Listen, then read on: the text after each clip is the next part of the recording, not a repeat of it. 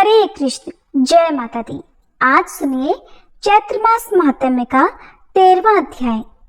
इससे पहले के अध्याय में आपने सुना था कि किस प्रकार देवराज इंद्र एक मुनि त्रिशरा के तप से परेशान हो गए थे, भयभीत हो गए थे। उन्हें लग रहा था कि कहीं त्रिशरा मुनि देवराज इंद्र का पद, उनका सिंहासन न हासिल कर लें। इसीलिए उन्होंने पहले तो उनकी तपस्या भंग करने के लिए अप्सराओं को भेजा, और जब अप्सराएं इस कार्य में सफल नहीं हुई, तब देवराज इंद्र ने अपने वज्र से खुद ही त्रिशरा मुनि का वध कर दिया। मुनि त्रिशरा के 3 मुख थे, जिनमें से उनका वध होते ही तीनों मुख से अलग अलग पक्षी निकल आए।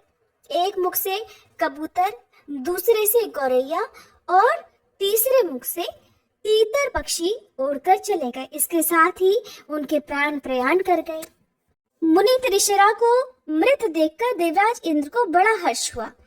इधर जब त्वष्टा ने सुना कि मेरा प्रिय और परम धार्मिक पुत्र त्रिशरा मार डाला गया, तब उनके मन में क्रोध की सीमा नहीं रही। उन्होंने ये कहा कि मेरा पुत्र एक पुण्यात्मा मुनि था और जिसके द्वारा वो मारा गया है, उससे बदला अवश्य लेना है। इसलिए उसके वध के लिए मैं पुनः पुत्र उत्पन्न करूंगा। देवता मेरा पराक्रम और तपोबल देखें। वे पापी अपने किए हुए पाप के सारे कुफल पर ध्यान दें। इस प्रकार कहने के बाद त्वष्टा मुनि ने पुत्र उत्पन्न करने के उद्देश्य से अथर्ववेद के मंत्रों का उच्चारण करके अग्नि में हवन करना आरंभ कर दिया। उस समय क्रोध ने उनको व्याकुल कर रखा था। लगातार 8 रात्रियों तक हवन होता रहा। अग्नि प्रचंड लपटों से धधकती रही। इसके बाद उस अग्नि से एक दिव्य पुरुष प्रकट हो गया, जो अग्नि के समान ही प्रकाशमान था। अग्नि से प्रकट हुआ वह पुत्र महान तेजस्वी और बलवान था। उसके शरीर से अग्नि के समान प्रकाश फैल रहा था। वह त्वष्टा के सामने खड़ा हो गया। उस पर उनकी दृष्टि पड़ी। तब त्वष्टा उस पुत्र की ओर आंखें करके कहने लगे, हे इंद्र शत्रु, तुम मेरी तपस्या के प्रभाव से अत्यंत शक्तिशाली बन जाओ। उस समय क्रोध के कारण त्वष्टा के शरीर में आग सी लग रही थी। उनके कहने पर अग्नि के समान तेजस्वी वह पुत्र अपना कलेवर बढ़ाने लगा। ऐसा बढ़ा मानो आकाश छू लेगा। उसका विकराल शरीर पर्वत के समान दिखने लगा। ऐसा लगता था मानो स्वयं मूर्तिमान काल ही सामने प्रकट हो गया हो। अत्यंत घबराए वे अपने पिता से उसने कहा, पिताश्री, अब आप मुझे क्या करने की आज्ञा देते हैं? उत्तम व्रत का आचरण करने वाले हे प्रभु, मेरा नाम बताने के साथ ही मेरे कार्य का निर्देश भी कर दीजिए। आप इतने चिंतित क्यों हैं? इसका कारण मैं सुनना चाहता हूँ। मैं तो बिल्कुल अभी आपकी चिंता दूर कर दूंगा। मेरे जीवन का प्रधान उद्देश्य भी यही है। इस पुत्र के उत्पन्न होने से क्या लाभ, जो पिता को दुखी दुख झेलना पड़े? मैं अभी समुद्र पी डालता हूँ। मेरे प्रयास से सभी पर्वत छिन्न भिन्न हो जाएंगे। मैं तेज किरणों को बिखेरने वाले इस उगते हुए सूर्य को अभी रोक देता हूँ। आप मुझे आज्ञा दीजिए, मैं आज ही देवताओं सहित इंद्र और यमराज को भी मार डालता हूँ। इनके अलावा और भी कोई विपक्षी नहीं बच सकता। इन सबको और इस पृथ्वी को भी उखाड़कर मैं समुद्र में फेंक देता हूँ। अपने पुत्र के ऐसे अनुकूल वचन सुनकर त्वष्टा के आनंद की सीमा नहीं रही। इसलिए पर्वताकार शरीर वाले उस पुत्र से वे कहने लगे, पुत्र, तुम इस समय मुझे व्रजिन अर्थात संकट से बचाने में समर्थ हो। इसलिए वृत्र नाम से इस संसार में तुम्हारी प्रसिद्धि होगी। महाभाग, तुम्हारा त्रिशरा नाम से विख्यात तपस्वी भाई था। उसके 3 सामर्थ्यशाली मस्तक थे। वे तुम्हारा भाई वेद और वेदांग का पूर्ण ज्ञाता था। उसे सारी विद्याएं ज्ञात थी। त्रिलोकी को चकित करने वाली तपस्या में वह प्रायः लीन रहा करता था। अभी आज ही इंद्र ने वज्र से मारकर उसके मस्तक काट डाले हैं। मेरा वह पुत्र तो सर्वथा निरपराध था। उसका कोई भी अपराध नहीं था। सहसा ये अप्रिय घटना घट गई।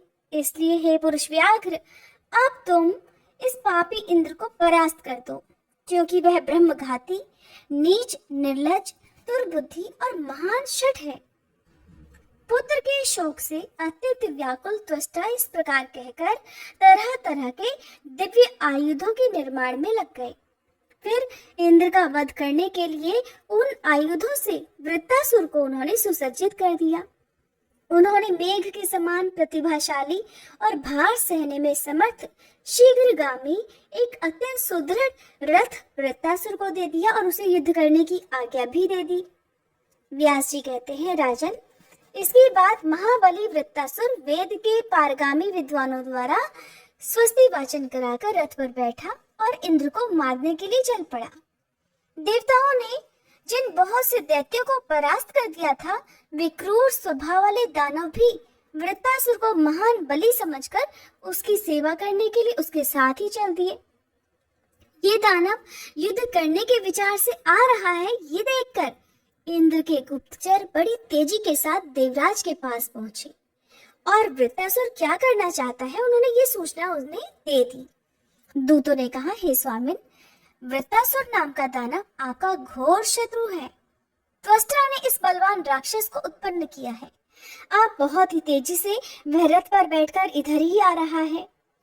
पुत्र की मृत्यु से दुखी होने के कारण त्वष्टा के मन में क्रोध उत्पन्न हो गया था।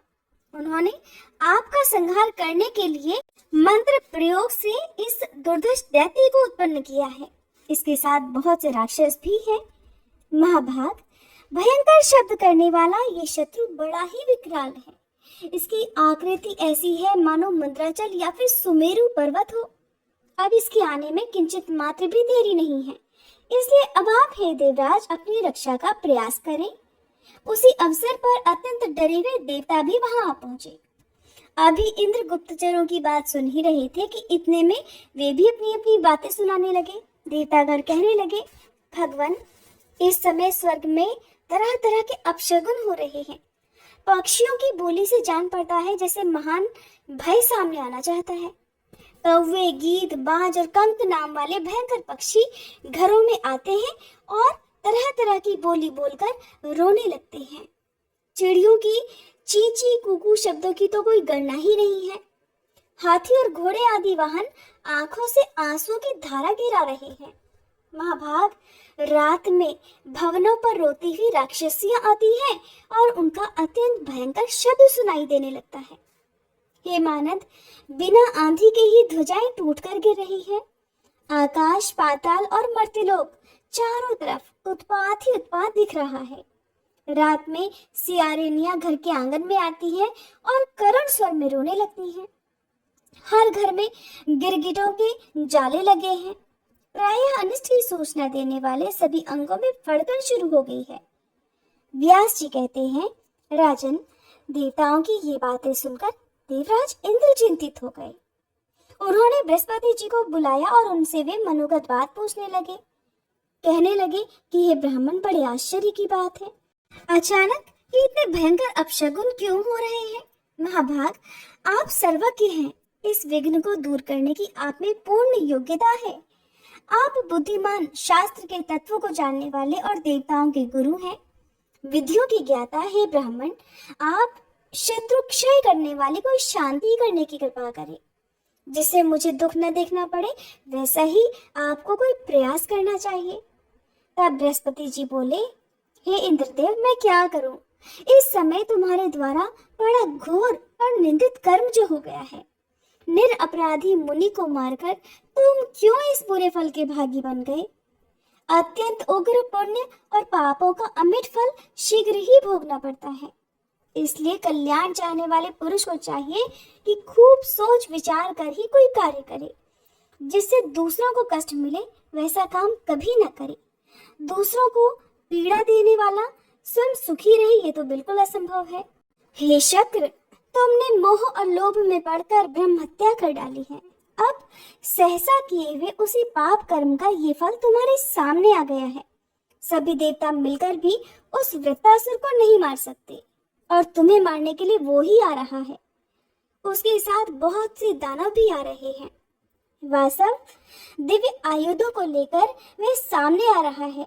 देवेंद्र, वह प्रतापी दुर्धर्ष दैत्य जगत का संहार करने की इच्छा से आ रहा है। अब वह किसी प्रकार मारा नहीं जा सकेगा।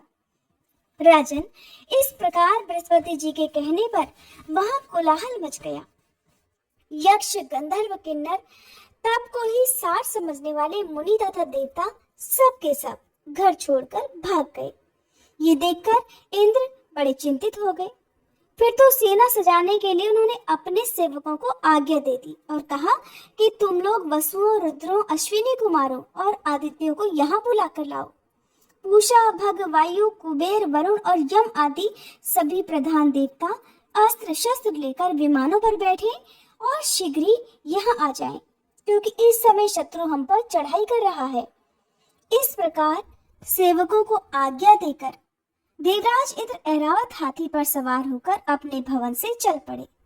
ऐसे ही सभी देवता भी अपने अपने वाहनों पर सवार होकर अस्त्र शस्त्र लेकर निकल पड़े। तब तक वृत्रासुर भी दानवों को साथ लिए हुए मानस पर्वत की उत्तरी सीमा पर पहुंच गया। इंद्र भी देवताओं के साथ उस स्थान पर पहुंचे और युद्ध आरंभ हो गया। फिर तो उस युद्ध स्थल पर देवराज इंद्र और वृत्रासुर में बड़ी भयंकर लड़ाई छिड़ गई। मानवीय वर्षों से 100 वर्षों तक युद्ध होता रहा। मनुष्य तथा आत्मानुभावी ऋषि सबके मन में आतंक छा गया। पहले वरुण का उत्पात भंग हुआ, फिर वायुगण विचलित हुए। इसके बाद यम, अग्नि और इंद्र सब के सब युद्ध स्थल से भाग गए। इंद्र प्रभृति सभी देवता भाग गए। ये देखकर वृत्रासुर भी अपने पिता त्वष्टा के पास वापस लौट गया। उस समय त्वष्टा मुनि प्रसन्नता पूर्वक आश्रम पर विराजमान थे। वृत्रासुर ने उन्हें प्रणाम करके कहा, पिताजी, मैंने आपका कार्य सिद्ध कर दिया। इंद्र आदि जितने भी देवता युद्ध भूमि में उपस्थित थे वे सभी परास्त हो गए और इस प्रकार भाग गए मानो सिंह के सामने हाथी और हिरणों में भगदड़ मच जाती है। इंद्र तो पैदल ही भाग गया है। उसके श्रेष्ठ हाथी को मैं पकड़ कर ले आया हूँ।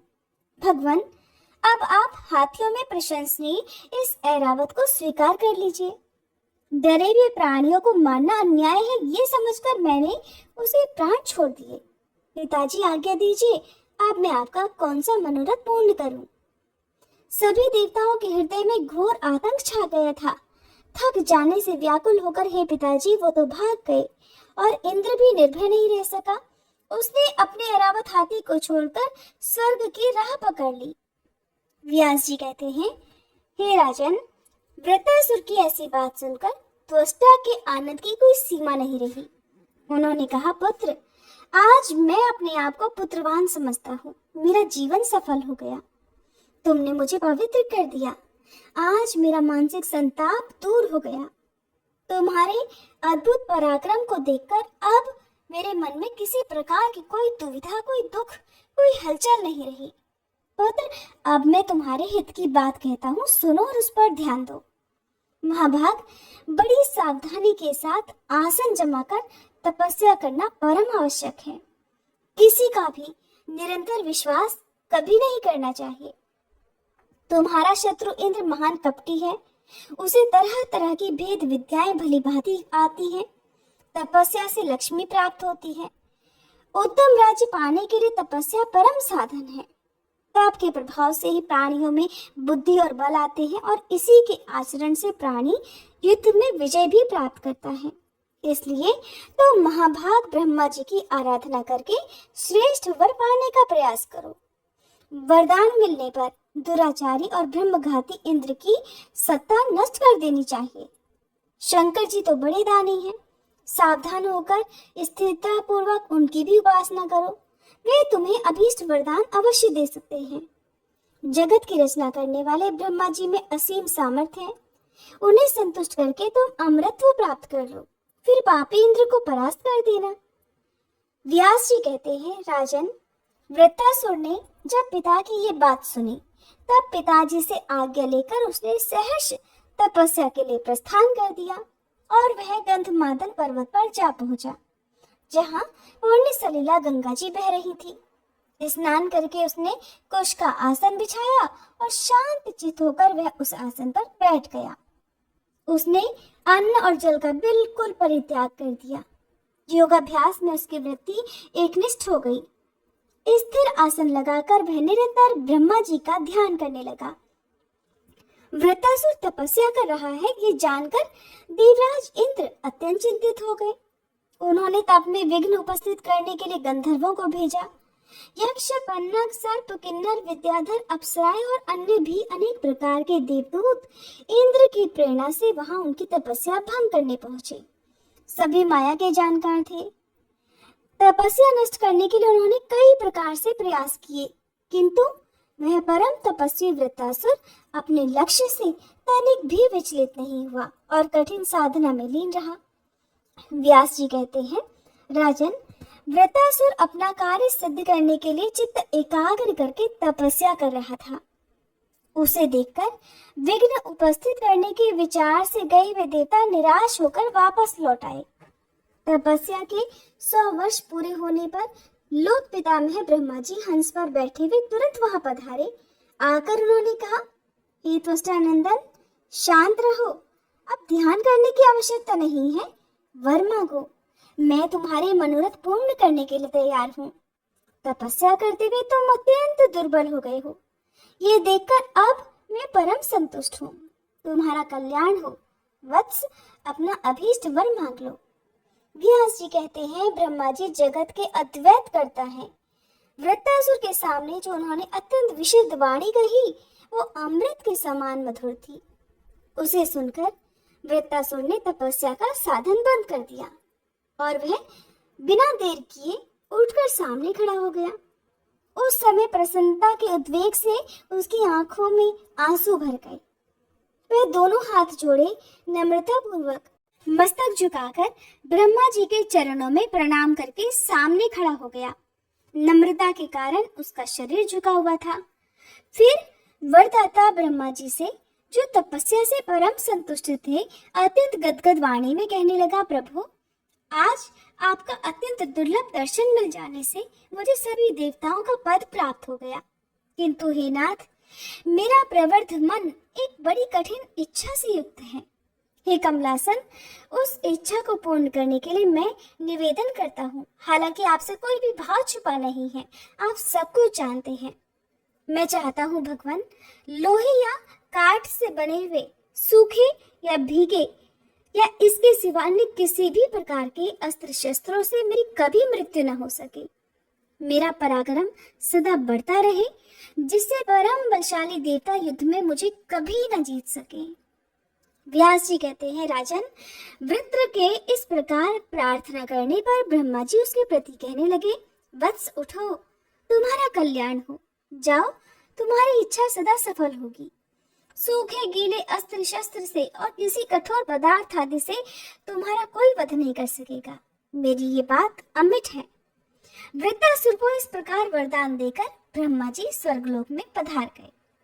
वर पाकर वृत्तासुर के हर्ष की कोई सीमा नहीं रही। वह अपने घर लौट गया। उस महान मेधावी दैत्य ने अपने पिता त्वष्टा के सामने ब्रह्मा जी से वरदान पाने की बात स्पष्ट कर दी। वरदान मिले हुए पुत्र को पाकर त्वष्टा परम प्रसन्न हो गए। उन्होंने उससे कहा, पुत्र, तुम्हारा कल्याण हो। अब तुम मेरे शत्रु इंद्र को परास्त करो। ये इंद्र बड़ा पापी है, इसने मेरे निरपराध पुत्र त्रिशरा का वध कर डाला है। तुम जाओ और इसके प्राण हर लो। इसके बाद युद्ध में विजय होने के बाद स्वर्ग का शासन सूत्र भी तुम्हारे हाथ में रहना परम आवश्यक है।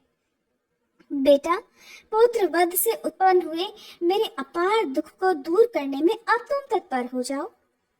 पिता के जीवित रहते उनकी आज्ञा का पालन करे। मृत्यु होने पर पुत्र पूरी भोजन कराए, मृत्यु दिवस पर बहुसंख्यक ब्राह्मणों को भोजन कराए और फिर गया में जाकर पिंडदान करे। इन 3 कर्मों से पुत्र की पुत्रता सार्थक होती है। इसलिए बेटा, मेरा घोर संताप शांत करना तुम्हारा परम कर्तव्य है, क्योंकि मेरे मन से त्रिशरा का दुख कभी दूर नहीं हो पाता। वो मेरा पुत्र सुशील, सत्यवादी, तपस्वी और वेद का अद्वितीय जानकार था। उस बेचारे निरपराधी पुत्र को इस कलुषित विचार वाले इंद्र ने मार डाला। व्यास जी कहते हैं, राजन, त्वष्टा की ऐसी बातें सुनकर अत्यंत दुर्जय वृत्तासुर रथ पर सवार होकर तुरंत पिता के भवन से निकल पड़ा। युद्ध में उत्साह बढ़ाने वाले धौंसे पिटवाए गए, शंख ध्वनि हुई। इस प्रकार उस अभिमानी दैत्य ने नियम पूर्वक यात्रा की। वह सेवकों से कह रहा था कि मैं इंद्र को मारकर स्वर्ग का अकंटक राज्य भोगूंगा। इस प्रकार घोषणा करते हुए वह आगे बढ़ने लगा। सैनिक उसके चारों ओर से उसे घेरे हुए थे। उस समय उसकी विशाल सेना की गर्जना से अमरावती भयभीत हो उठी। वृत्तासुर आ रहा है ये जानकर इंद्र ने बड़ी शीघ्रता के साथ अपनी सेना सजाना आरंभ कर दिया। शत्रुसूदन इंद्र ने तुरंत संपूर्ण लोकपालों को बुलाया और उन्हें युद्ध करने की आज्ञा दे दी। चक्रव्यूह का निर्माण करके इंद्र स्वयं उसके बीच में विराजमान हो गए। शत्रु की सेना को कुचल देने की शक्ति रखने वाला वृत्तासुर तुरंत ही वहां आ पहुंचा। इसके बाद देवताओं और दानवों में भयंकर युद्ध छिड़ गया। युद्ध में उपस्थित इंद्र और वृत्तासुर दोनों के मन में ही इस युद्ध में विजय होने की इच्छा भरी हुई थी। देवता और दानव दोनों एक दूसरे के रहस्यों को जानते हुए बड़े उत्साह के साथ लड़ रहे थे। अपने अपने उत्तम आयुधों से एक दूसरे पर प्रहार करने में वे सभी व्यस्त थे। इस प्रकार का भयंकर संग्राम छिड़ जाने पर वृत्तासुर की क्रोधाग्नि धधक उठी। उसने अचानक इंद्र को पकड़ा और उन्हें वस्त्र और कवच आदि सहित अपने मुख में डाल लिया और स्वयं युद्ध के मैदान में ज्यों का त्यों डटा रहा। महाराज, उस समय उसके हर्ष की कोई सीमा नहीं रही। इंद्र के वृत्तासुर के मुंह में चले जाने पर देवताओं के मन में बड़ा आश्चर्य और दुख हुआ। इंद्र मारे गए, इस प्रकार बारंबार विलाप करते हुए वे सभी चिल्ला उठे। देवराज मुख में छिप गए ये जानकर सभी देवता अत्यंत व्याकुल होकर दीनता पूर्वक प्रणाम करके बृहस्पति जी से कहने लगे, हे बृहस्पति जी, आप तो हमारे परम गुरु हैं, बताइए अब हमें क्या करना चाहिए। हम सभी देवता रक्षा कर रहे थे, फिर भी वृत्तासुर ने इंद्र को निगल लिया है। उनके न रहने से हम लोगों का तो सारा पराक्रम ही समाप्त हो गया, इसलिए अब हम क्या कर सकते हैं। हे विभो, आप इंद्र का उद्धार होने के लिए शीघ्र ही कोई अनुष्ठान करने की कृपा करें। तब बृहस्पति जी कहने लगे, देवताओं, क्या किया जाए, वृत्तासुर प्रबल शत्रु है, इसने इंद्र को मुख में डाल लिया है। वे उसी में पड़े हुए हैं, परंतु अभी वे जीवित हैं। व्यास जी कहते हैं, राजन, देवराज की वह दशा देखकर सभी देवता चिंता के कारण अत्यंत घबरा उठे। फिर आपस में विचार करके इंद्र को छुड़ाने के लिए भी तुरंत प्रयास करने लगे।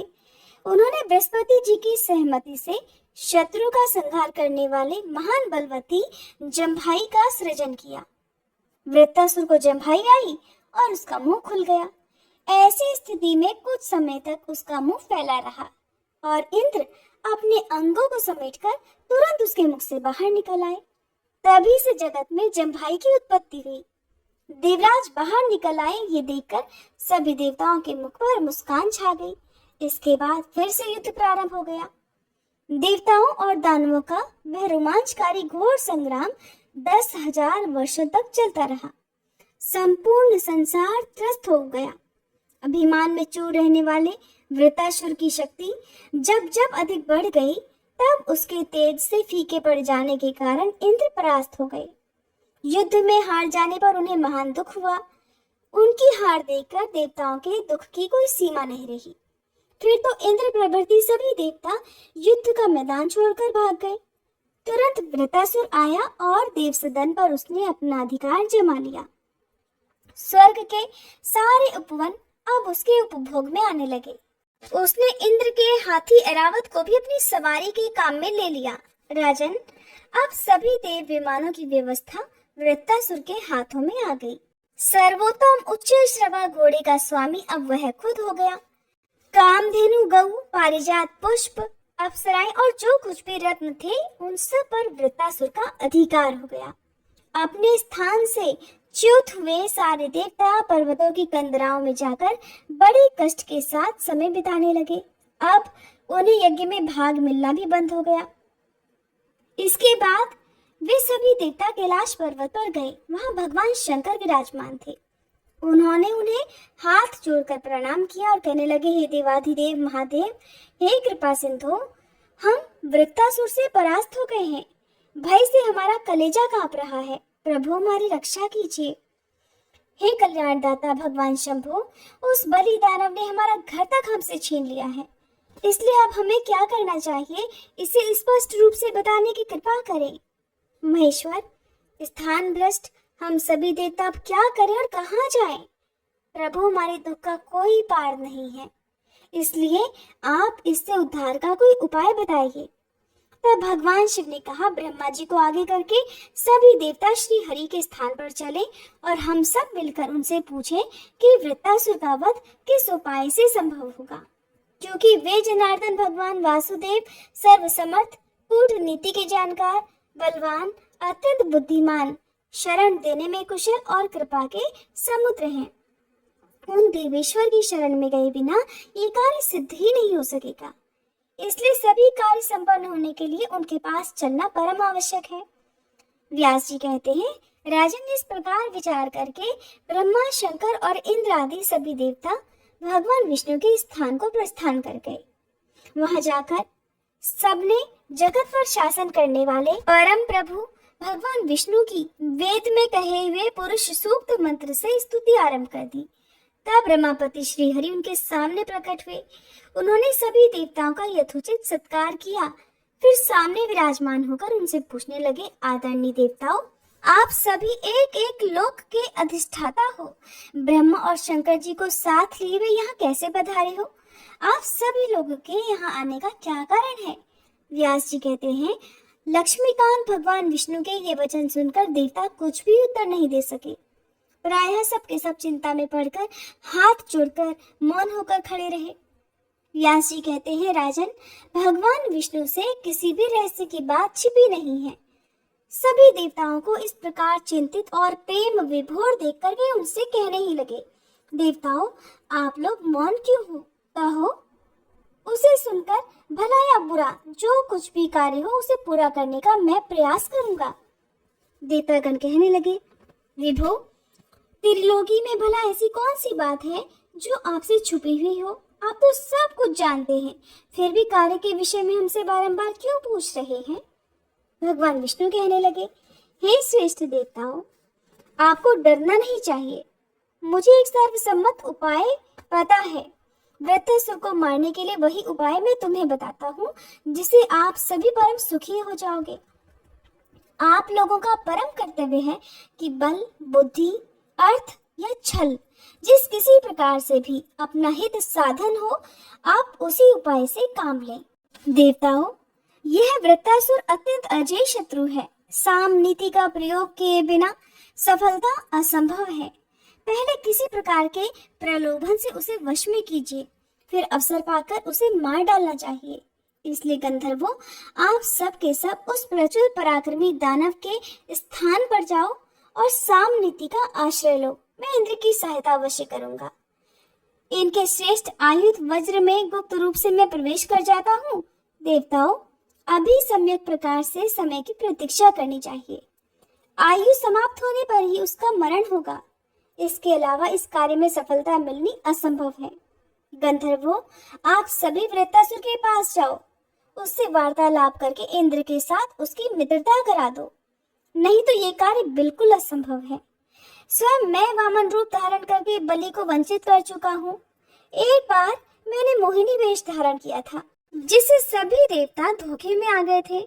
इसलिए अपने हित पर नजर रखते हुए आप लोग मंगलमयी भगवती योगमाया के पास जाइए। देवताओं, उनके शरणापन्न होकर भावना पूर्वक मंत्रों को पढ़कर स्तुति करें, तब वे देवी आपकी सहायता अवश्य करेंगी। दुराचारियों के लिए उनके दर्शन दुर्लभ है। उनकी आराधना करने पर केवल इंद्र ही संग्राम में शत्रुओं को मार डालेंगे, क्योंकि मोहिनी स्वरूपा भगवती योगमाया के प्रभाव से उस समय वृत्रासुर मोहित हुआ रहेगा और ऐसी स्थिति में बड़ी आसानी के साथ वह दैत्य मारा जाएगा। परंतु ये सभी कुछ तभी हो सकता है जब परम पूज्य भगवती जगदम्बा प्रसन्न हो जाए, नहीं तो किसी के भी मन की इच्छा पूर्ण नहीं हो सकेगी। सभी कारणों के कारण को अपने में तिरोहित रखने वाली वे देवी गुप्त रूप से सर्वत्र विराजमान है। इसलिए महाभाग देवताओं, आप शत्रु का संहार करने के लिए अत्यंत आदर के साथ उन विश्व जननी देवी की उपासना में लीन हो जाओ। जय माता दी। इसके बाद भगवान विष्णु ने देवताओं को जो भी उपाय बताए उसका विस्तार पूर्वक वर्णन आप सभी कल के अध्याय में जरूर सुनिएगा। तो आइए दोस्तों, अब हम सीता नितनेम की कहानी सुनते हैं, जिसे सीता माता कहती थी और प्रभु श्री राम सुना करते थे। एक दिन श्री राम भगवान को किसी काम के लिए बाहर जाना पड़ा, तो सीता माता कहने लगी कि भगवान, मेरा तो 12 वर्ष का नितनेम है। अब आप बाहर जाएंगे तो मैं अपनी कहानी किसे सुनाऊंगी। तब श्री राम ने कहा कि सीते, आप कुएं की पाल पर जाकर बैठ जाना और वहां पर जो भी औरतें पानी भरने आएंगी उन्हें अपनी कहानी सुना दिया करना। सीता माता कुएं की पाल पर जाकर बैठ गई। तभी एक स्त्री आई। उसने रेशम की जड़ी की साड़ी पहन रखी थी और सोने का घड़ा ले रखा था। सीता माता उसे देखकर कहने लगी, बहन, मेरा 12 वर्ष का नितनेम सुन लो। पर वह स्त्री बोली कि मैं तुम्हारा नितनेम सुनूंगी तो मुझे तो घर जाने में देर हो जाएगी और मेरी सासू मुझसे झगड़ा करेगी। इसलिए उसने कहानी नहीं सुनी और अपने घर चली गई। लेकिन उसके घर जाते ही उसकी रेशम जड़ी की साड़ी फट गई। सोने का घड़ा मिट्टी के घड़े में बदल गया। सासू ने देखा तो पूछा, अरे बहू, यह किसका दोष लेकर अपने सिर आ गई है। बहू बोली, माँ जी, कुएं पर एक औरत बैठी थी। उसने अपनी कहानी सुनने के लिए कहा, लेकिन मैंने नहीं सुनी। शायद उसी का यह फल मुझे मिला है। बहू की बात सुनकर अगले दिन वही साड़ी और वही घड़ा लेकर सास कुएं की पाल पर गई। सास को वहीं पर सीता माता बैठी मिली तो माता सीता ने कहा, बहन, मेरी कहानी सुन लीजिए। सासू बोली, एक बार छोड़, मैं तो 4 बार कहानी सुन लूंगी। तब सीता माता बोली, राम आए, लक्ष्मण आए, देश के पुजारी आए, नित नेम का नेम लाए। आओ राम, बैठो राम, तभी रसोई जीमो राम, माखन मिश्री खाओ राम, दूध बतासा पियो राम, सुत के पल का मोठो राम, साल दुसाला पोठो राम, साल दुसाला ओढ़ो राम। जब बोलूं राम ही राम, राम सवारे सबके काम, खाली घर भंडार भरेंगे, सबका बेड़ा पार करेंगे। बोलो श्री राम, जय जय राम।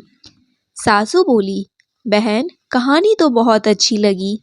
फिर कहानी सुनकर सासू घर चली गई और उसकी साड़ी फिर से रेशम जरी की बन गई।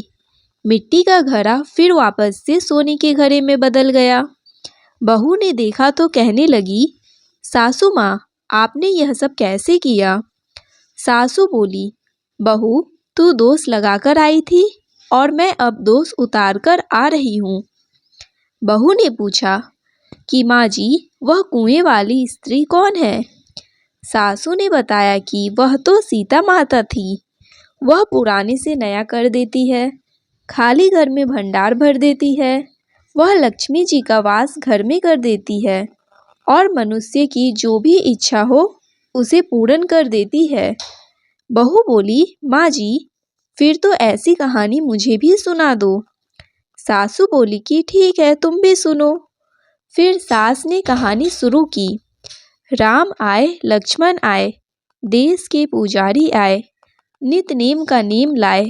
आओ राम, बैठो राम, तभी रसोई जीमो राम, माखन मिश्री खाओ राम, दूध बतासा पियो राम, सुत के पल का मोठो राम, साल दुसाला पोठो राम, साल दुसाला ओढ़ो राम। जब बोलूं राम ही राम, राम सवारे सबके काम, खाली घर भंडार भरेंगे, सबका बेड़ा पार करेंगे। बोलो श्री राम, जय जय राम। कहानी सुनकर बहू बोली, माँ जी, कहानी तो बहुत अच्छी है। सासू ने कहा, ठीक है, अब से हम इस कहानी को रोज किया करेंगे। अब सास बहू रोज सवेरे उठती, नहाती धोती और पूजा करने के बाद नितनेम की सीता माता की कहानी कहती। एक दिन की बात है, उनके यहाँ पड़ोस की एक औरत आई और बोली कि बहन, जरा सी आँच तो देना। तो वह बहू बोली कि आँच तो अभी हमने जलाई नहीं है। पड़ोसन बोली, तो फिर तुम सुबह 4 बजे से उठकर क्या कर रही हो? तो उन्होंने कहा कि हम तो सुबह सुबह उठकर पूजा करते हैं, फिर सीता माता की कहानी करते हैं। पड़ोसन ने उनकी बात सुनकर फिर कहा कि सीता माता की कहानी कहने से तुम्हें क्या मिला? तब वे दोनों बोली कि सीता माता की कहानी कहने से घर में भंडार भर जाते हैं, सारे काम पूर्ण हो जाते हैं, मन की इच्छा भी पूरी होती है। पड़ोसन ने कहा, बहन अगर ऐसा है तब तो फिर मुझे भी कहानी सुना दो। तब बहू बोली कि ठीक है, तुम भी यह कहानी सुन लो। राम आए लक्ष्मण आए, देश के पुजारी आए, नित नीम का नीम लाए, आओ राम बैठो राम, तपी रसोई जीमो राम, माखन मिश्री खाओ राम, दूध बतासा पियो राम, सुत के बल का मोठो राम, साल दुसाला पोठो राम, साल दुसाला ओढ़ो राम। जब बोलूं राम ही राम, राम सवारे सबके काम, खाली घर भंडार भरेंगे, सबका बेड़ा पार करेंगे, श्री राम जय जय राम। पड़ोसन ने इस कहानी को सुना तो कहने लगी, बहन कहानी तो बहुत अच्छी लगी। अब वह पड़ोसन भी नितनेम सीता माता की कहानी कहने लगी। कहानी कहने से सीता माता ने पड़ोसन के भी धन के भंडार भर दिए। देखते ही देखते अब तो पूरे मोहल्ले में नितनेम की कथा चल पड़ी और हर किसी की मनोकामना पूर्ण होने लगी। हे सीता माता, जैसे आपने उन सभी के भंडार भरे, वैसे हमारे भी भरना। कहानी कहने वाले, सुनने वाले और हुंकार भरने वाले सबके भरना। सभी प्रेम से बोलिए सीता मैया की जय। बंसी शोभित कर मधुर नील जलद तन श्याम, अरुण अधर जनु बिंब फल नयन कमल अभिराम, पूर्ण इंद्र अरविंद मुख पीतांबर शुभ साज, जय मनमोहन मदन छवि कृष्ण चंद्र महाराज, जय यदुनंदन जय जगवंदन, जय वासुदेव देवकी नंदन, जय यशोदा सुत नंदन दुलारे, जय प्रभु भक्तन के सततारे, जय नट नागर नागनथैया, कृष्ण कन्हैया धेनु चरैया, पुनि नख पर परुपु गिरिवर धारो, आओ दीनन कष्ट निवारो, आओ दीनन कष्ट निवारो, वंशी मधुर अधर धरि टेरो, होवे पूर्ण विनय यह मेरो, होवे पूर्ण विनय यह मेरो, आओ हरि पुनि माखन चाखो, आज लाज भारत की राखो, गोल कपोल चिंबुक अरुणारे, मृदु मुस्कान मोहिनी डारे, मृदु मुस्कान मोहिनी डारे, रंजित राजीव नयन विशाला, मोर मुकुट वेजंती माला, कुंडल श्रवण पीत पट आछे, कटि किंकिनी काछ निकाछे, नील जलज सुंदर तनु सोहे, छवि लखी सुर नर मुनि मन मोहे, मस्तक तिलक अलग घुंघराले, आओ कृष्ण बांसुरी वाले, करी पय पान पूत नहीं, तारियो अका बका कागा सुर मारियो, मधुवन जलत अग्नि जब ज्वाला, मैं सीतन लखत नहीं नंदलाला, सूरपति जब ब्रिज चढ़यो रिसाई, मस्वर धार वारी वरसाई, लगत लगत ब्रज चहन बाहायो, गोवर्धन नख धारी बचायो, लखी यशोद्रा मन भ्रम अधिकाई, मुख मह चौहद भुवई दिखाई,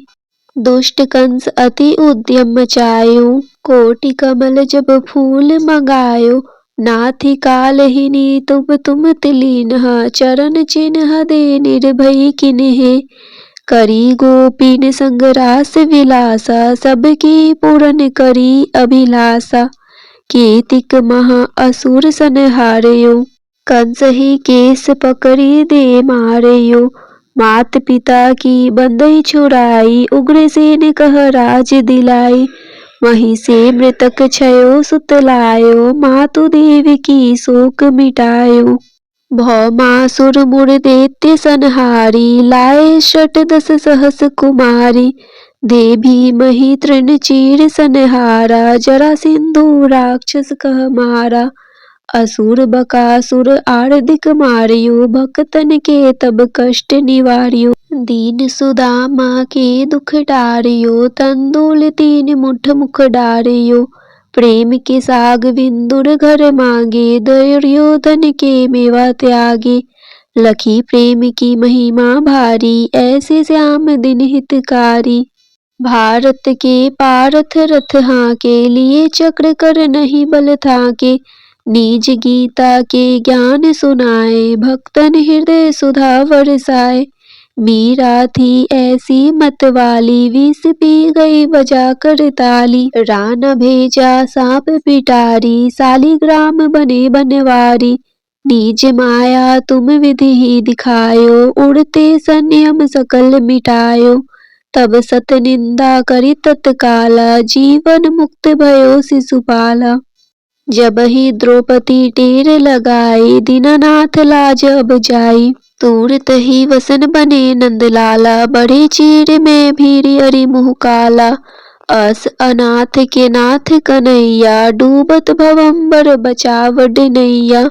सुंदर दास आ उड़धारी, दया दृष्टि कीजे बनवारी। नाथ सकल मम कुमति निवारो, क्षम हो बेगी अपराध हमारो। खोलो पट अब दर्शन दीजे, बोलो कृष्ण कन्हैया कीजे। यह चालीसा कृष्ण का पाठ करे उड़धारी, अष्ट सिद्धि नवनिधि फल लहे पदारथ चारी। इति श्री कृष्ण चालीसा संपूर्ण। श्री तुलसी चालीसा पाठ। जय जय तुलसी माता, सब जग की सुखदाता। विष्णु प्रिय भवानी, पूजत हरि हर ज्ञानी। नमो नमो तुलसी महारानी, नमो नमो तुलसी महारानी। पाप नाशिनी पुण्य प्रदानी, सब जग की हो सुखदानी। नमो नमो तुलसी महारानी, सब जग की हो सुखदानी, सब जग की हो सुखदानी। जय तुलसी जग की सुखदानी, जय तुलसी जग की सुखदानी। पाप नाशिनी पुण्य प्रदानी, सब जग की हो सुखदानी। पाप नाशिनी पुण्य प्रदानी, सब जग की हो सुखदानी, सब जग की हो सुखदानी। नर नारी जो तुलसी ध्यावे, सब सुख संपत्ति पूर्ण पावे। लक्ष्मी रूप धरो तुम माता, विष्णु प्रिय भव भव दाता। घर में तुलसी रहे निरंतर, होए न दरिद्रता का अंतर। कृपा दृष्टि जब तुम कर देवी, सब विपदा पल में हर लेती। तुलसी पूजन जो नर नारी, करे सदा सुख संपत्ति भारी। कष्ट न आवे रोग न बाधा, सदा रहे सुख सौख्य साधा। तुलसी माता की महिमा न्यारी, महिमा गावे वेद पुरानी। राम नाम को करे प्रचार, भक्तन को दे भव से पार। जो कोई तुलसी चालीसा गावे, भक्ति भाव से शीस नवावे। उसके घर सुख शांति आवे, कृपा तुम्हारी सदा लहावे। तुलसी माता की सदा करो वंदना, शीस नवाए। तुलसी माता की सदा करो वंदना, शीस नवाए। कृपा दृष्टि मुझ पर रहे, संकट दूर भगाए। कृपा दृष्टि मुझ पर रहे, संकट दूर भगाए।